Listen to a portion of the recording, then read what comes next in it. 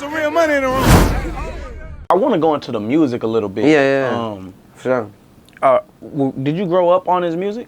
Yeah. So when I was younger, like when I was living with my dad when I was like 5-some years old and all that stuff like that, and like 3 or 4 years old around those times, I'm seeing and hearing music of my dad, and you know, but I'm like young, you can't conceptualize everything as a whole, but I was in the studio with him when they had studios at not Rap A Lot, when they had studios at Sharpstown Studio, which is now, Sharpstown Mall, which is now Plaza America Mall. Right. Basically around that time they used to have actual studio booths in there. Me and my dad, we made a song when I was like 5 years old, so I remember us recording when I was 5, so it's like, I was engaging in some reason with him, listening to it, but as I got older, I really just like listened to my dad music.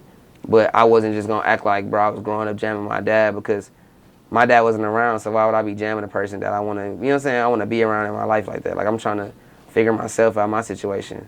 And as I got older and got more into my legacy and myself, that's not really engulfed myself into what, you know what I'm saying, people know as all the Ghetto Boys albums and my legacy and everything. Right. I think the, you know, my favorite Ghetto Boys album is The Foundation. Yeah, I love that album. I think that's like the most industry album, you would say. So, Yeah. you know, I guess people won't count that. You know I love that album. And We Can't Be Stopped album, too. The We Can't Be Stopped album, I feel like, is the most iconic album. So, the album cover, though, is Bushwick Bill on a stretcher in the hospital. You have Willie D on the side of him and Scarface on the right side of him. Yep. You know what I'm saying? Or on my right, but yeah, you know what I'm saying. After the album is completed, Willie D and Scarface get the call from the hospital that Bushwick Bill had been shot. Willie D recalls the day it happened and explained. I'm reading like what was said in an interview, right? Yeah.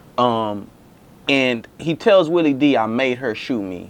You know what I'm saying? I guess he had gotten into an altercation with his baby mom. Yeah. And he allegedly claimed that he threw the baby downstairs over a tussle over a gun, and he shot himself in the eye, right? The woman he's referring to is that... No. Yeah, I think my dad was shot in 1991. I was born in 1996.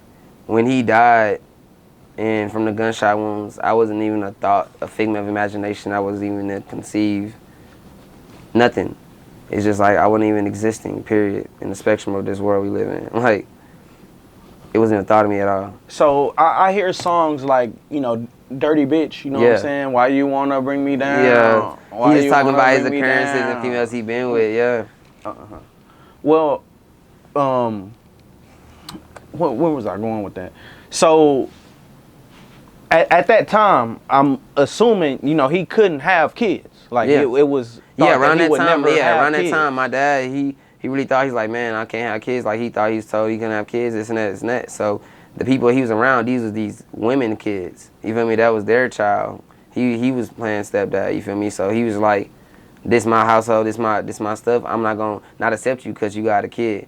My dad has 8 siblings. He's the youngest of 9 kids. My grandpa met my grandma when she had 6 kids.